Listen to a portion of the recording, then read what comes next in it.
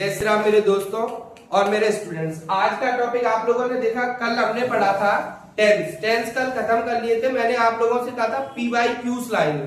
PYQs आपको shorts के माध्यम से मिल जाएंगे, जो क्वेश्चन है वो शॉर्ट्स के माध्यम से PYQs मिल जाएंगे। आज का टॉपिक, जैसा कि उस दिन मैंने नाउन खत्म होने के बाद पूछा था, तो किसी ने कमेंट किया था कि sir voice passive voice start करिए, तो मैंने आप लोगों से कहा था टेंस के जस्ट बाद पैसिव वॉइस स्टार्ट होंगे, क्योंकि जब तक टेंस नहीं आएंगे पैसिव वॉइस नहीं। अगर आप लोगों ने टेंस समझ लिए हैं, हेल्पिंग वर्ब्स लर्न है, तो आज पैसिव एक क्लास में खत्म कर देंगे। देखिए क्या होता है, सबसे पहले वॉइस की बात करते हैं। वॉइस में there are two types of voice. Voice जो होते हैं वो दो टाइप के होते हैं, एक्टिव वॉइस और passive voice. Active voice, tense को ही हम एक्टिव वॉइस बोलते हैं, टेंस को ही हम एक्टिव वॉइस बोलते हैं, अलग से नहीं होते टेंस को ही एक्टिव वॉइस। अब इसको कन्वर्ट किस में करना है, पैसिव वॉइस में कन्वर्ट करना है ना। और हम लोगों के एग्जाम में चाहे 10th क्लास हो चाहे 12th क्लास हो, मिनिमम 1 नंबर का क्वेश्चन आपको जरूर देखने को मिलेगा। 10th क्लास हो या फिर 12th क्लास हो, 1 नंबर। सीबीएसई में एरर्स के थ्रू मिल जाते हैं 10th क्लास में।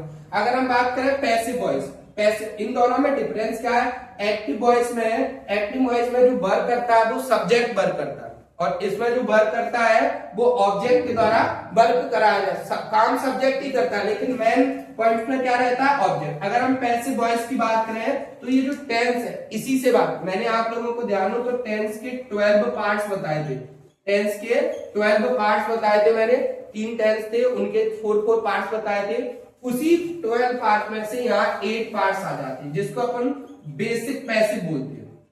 और हमारे एग्जाम में मोस्टली चांस है कि बेसिक पैसे भी मिल जाएंगे, लेकिन एडवांस भी हम यहाँ पर पढ़ेंगे, क्योंकि एग्जामिनर ये देखकर नहीं देता, उसने तो टॉपिक में जुड़ा है कि वॉइस पैसे वॉइस आने हैं। अब 8 पार्ट्स, इसी 12 में से 8 पार्ट्स पढ़ने वाले। कौन कौन से 8 पार्ट्स हो सकते हैं, देखिए इसी में से मैं आपको एक्सप्लेन कर रहा हूं। 4 तो हमारे रिमूव हो जाएंगे, एक तरीके से 3 हो जाएंगे टाइम वाले। कौन कौन से, present perfect continuous, past perfect continuous and future perfect continuous. 3 तो टाइम वाले हो गए रिलीज, है ना। अब चौथा कौन सा बचा रह गया, फ्यूचर कंटिन्यूअस। 3 तो टाइम वाले रिमूव हो गए, और चौथा कौन सा बचा रह जाता है, फ्यूचर कंटिन्यूअस। ये 4 रिमूव होने के बाद हमारे जो बचे रह जाते हैं वो 8 वॉइस बचे रह जाते हैं। 8 पैसिव वॉइस को हमें एक्टिव वॉइस से पैसिव वॉइस में 8 बच। अब 8 को एक फॉर्मूला में कवर करना है, एक फॉर्मूला में पूरे खत्म।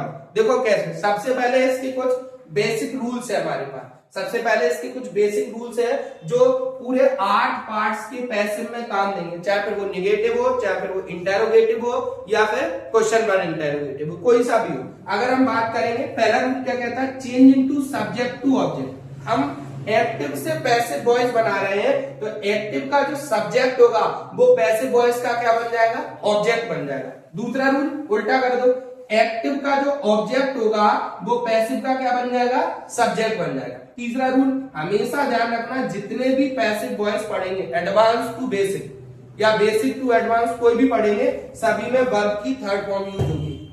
और आपको मोस्टली पैसिव वॉइस में बाई प्रपोजिशन, हाँ कुछ पॉइंट्स ऐसे हैं जहां बाई का यूज नहीं होता। अक्सर 12th क्लास में ऐसे क्वेश्चन पूछ भी दिया कि आप कहाँ यूज नहीं होता बाई का, वो मानिए आप लोगों को क्वेश्चन के थ्रू समझाएंगे कहाँ यूज, लेकिन मोस्टली जगह पर हम बाई प्रपोजिशन का यूज करते हैं पैसिव वॉइस में। ये बेसिक रूल हो गए, सारे के सारे जितने भी 8 पार्ट से एक फॉर्मूला में हम खत्म कर सकते हैं। एक फॉर्मूला में कैसे, देखिए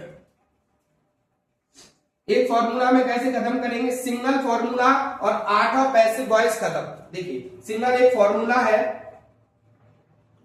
object helping verb plus V3 plus Y plus subject and other word. अब अदर वर्ड यहां पर भी यूज कर देते हैं कुछ लोग, अकॉर्डिंग टू सेंटेंस के सेंस के अकॉर्डिंग। अगर हम अदर वर्ड यहां भी यूज कर रहे हैं तो कोई गलत नहीं है, यहां भी यूज कर सकते हैं और यहां पर भी यूज कर सकते हैं। मैं वापस से बता रहा हूं, 10th और 12th क्लास में 1 नंबर कंफर्म है इसका। और अगर आप चाहोगे तो ये सिंगल फॉर्मूला से पूरा खत्म। देखिए सिंगल फॉर्मूला से आप लोगों को सर पहले ऑब्जेक्ट लिख दिया, क्योंकि आप लोगों को पता है एक्टिव का ऑब्जेक्ट ही तो यहाँ आना है, और जो अब ये समझाने के लिए लिख देते हैं जिससे आप लोग कंफ्यूज ना हो। अगर हम अभी एक्टिव का बनाए फॉर्मूला तो यही तो बनता है, subject helping verb plus form of verb form of verb, object और अदर वर्ब। अब अगर जब हम इसको उठाएंगे तो ऑब्जेक्ट क्या आएगा, हेल्पिंग वर्ब क्या आएगी। अब यहाँ वर्ब की थर्ड फॉर्म डेफिनेट रहती है, यहाँ पर बाय प्रपोजिशन आएगा, ये सब्जेक्ट यहाँ आ गया अदर वर्ड। अदर वर्ड मैंने बताया यहाँ भी लिख सकते हो आप और इन दोनों के बीच में भी लिख सकते हो। अब सर सब तो समझ में आ रहा है, प्रॉब्लम है यहाँ हेल्पिंग वर्ब। सर इस हेल्पिंग वर्ब को हम कैसे समझें। हेल्पिंग वर्ब सिंपल, अगर आपको टेंस की हेल्पिंग वर्ब लर्न है तो अभी पूरे 8 पार्ट्स में कोई भी क्वेश्चन आप उठा के देख लेना, आंसर खत्म हो जाएंगे। कैसे, हेल्पिंग वर्ब जो चलती है, मैंने कितने पार्ट्स बताए, 8। इन 8 में से 6 पार्ट्स की जो हेल्पिंग वर्ब है वो कैसे चलती है, बढ़कर आगे चलती है। एक बढ़कर कैसे चलती है, मान लो आपको क्वेश्चन दे दिया उन्होंने प्रेजेंट इंडेफिनिट का और उन्होंने कह दिया कि इसका पैसिव वॉइस में कन्वर्ट करो, तो हेल्पिंग वर्ब जो लगेगी वो प्रेजेंट कंटिन्यूअस की लगेगी, है ना। और दो कौन कौन से छोड़ दिए सर आपने, दो हमने छोड़ दिए, प्रेजेंट कंटिन्यूअस छोड़ दिया है और पास्ट कंटिन्यूअस छोड़ दिया है। सर इनमें क्या हेल्पिंग वर्ब होगी, आपको पता है प्रेजेंट कंटिन्यूअस की होती है इज, आर, एम और पास्ट कंटिन्यूअस की होती है वॉज, वर। अब इन दोनों में बस ऐड हो जाएगा बीइंग। जब हम पैसिव बनाएंगे प्रेजेंट कंटिन्यूअस और पास्ट कंटिन्यूअस का, तो इनमें केवल ऐड क्या हो जाएगा, बी। हेल्पिंग वर्ब यही सेम रहने वाली है, हेल्पिंग वर्ब सेम रहने वाली है, बस इसमें क्या ऐड कर देंगे, बी। और जो बकाया के 6 बचे रह गए उनमें एक बढ़कर चलता है। अगर प्रेजेंट परफेक्ट का क्वेश्चन आ गया तो हेल्पिंग वर्ब लगेगी प्रेजेंट परफेक्ट कंटिन्यूअस की। मैं अभी आपको एग्जांपल के थ्रू भी समझा रहा हूं। देखिए जैसे मैं आपको एक एग्जांपल देता हूं, एक एग्जांपल के थ्रू समझाता हूं। यहाँ पर कोई सा भी क्वेश्चन ले लेते हैं हम जो सिंपली, जैसे एमपी बोर्ड में शायद 10th क्लास में एक दो बार पूछा गया है, ही टेक्स कॉफी, ही टेक्स कॉफी। ये क्वेश्चन आपको दे दिया, आपने कह दिया। अब देखो क्या होता है, यहाँ पर लिख के आ जाता है कि इसको यूज चेंज द वॉइस, यानी कि वॉइस में चेंज कर दो इसको, है ना। अब कभी कभार ऐसा भी लिख के आ जाता है कि पैसिव वॉइस में चेंज कर दो, लेकिन वॉइस चेंज करने को बोले तो समझ लेना कि वो आप देख लेना। अभी हम एक्टिव से पैसिव पढ़ रहे हैं, पैसिव से एक्टिव भी 12th क्लास में ज्यादातर चांस है कि पैसिव से एक्टिव में भी पूछ देते हैं, वो भी इसी का उल्टा करेंगे। अब इसको पहले बना, ही टेक्स कॉपी। आपको सबसे पहले मैंने क्या कहा, अगर टेंस नहीं आते तो नहीं कर पाओगे। हमें टेंस पहचाना प्रेजेंट इंडेफिनिट है, कैसे पहचाना, एस लगा, बनाएंगे कैसे, देखो पहले ऑब्जेक्ट, तो कॉफी हमारा ऑब्जेक्ट है तो हमने लिख दिया coffee. Helping verb present indefinite, अभी मैंने बताया था एक आगे बढ़कर चलती है। प्रेजेंट इंडेफिनिट है तो प्रेजेंट कंटिन्यूअस की हेल्पिंग वर्ब लगेगी, तो लग जाएगा इज। प्रेजेंट कंटिन्यूअस की हेल्पिंग वर्ब इज। वर्ब की थर्ड फॉर्म, टेक की थर्ड फॉर्म आपको पता क्या होती है, taken.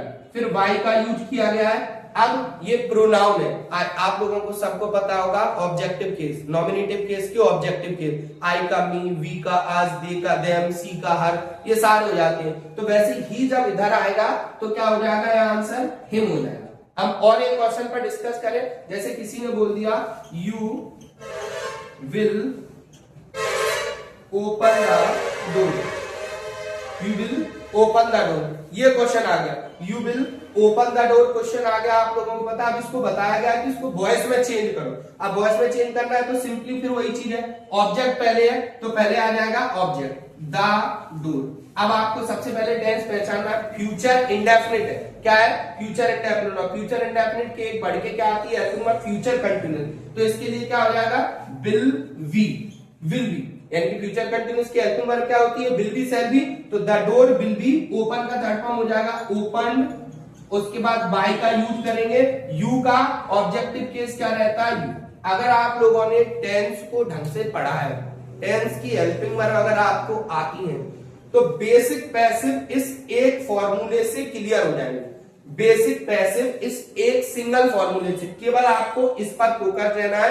Helping verb, helping verb के लिए मैंने आपको बताया 6 पार्ट्स के एक बढ़ के चलती है, प्रेजेंट कंटिन्यूअस और पास्ट कंटिन्यूअस की हेल्पिंग वर्ब वही रहती है, केवल ऐड क्या हो जाता है, बीइंग ऐड हो जाता है, ध्यान रखना। अब ये सारे अगर, हाँ इसमें भी negative, MP board 10th class में निगेटिव इंटरोगेटिव अभी तक नहीं पूछे गए, लेकिन अगर पूछ भी दिए जाए तो क्या दिक्कत है। यहाँ अगर निगेटिव बनाना है तो विल नॉट बी, वही टेंस वाला फंडा अभी जो हमने पिछली क्लासों में पढ़ा था। इंटरोगेटिव है, हेल्पिंग वर्ब आगे लगा दो लास्ट में क्वेश्चन। हाँ लेकिन पैसिव वॉइस के डबल इंटरोगेटिव थोड़े से अलग है, डबल इंटेरोगेटिव थोड़े से अलग है, उनको पढ़ने के लिए उनको अलग क्लास में पढ़ना पड़ेगा। अगर इसमें किसी को प्रॉब्लम आई है, कहीं पर कोई दिक्कत है, तो आप हमें कमेंट करके बताइए, है ना। और इसके बाद कल हम इसका एडवांस पार्ट पढ़ेंगे, इसका हम कल जो पढ़ेंगे वो एडवांस पार्ट पढ़ेंगे। आज की क्लास हम यही खत्म करते हैं। जय श्री राम मेरे दोस्तों।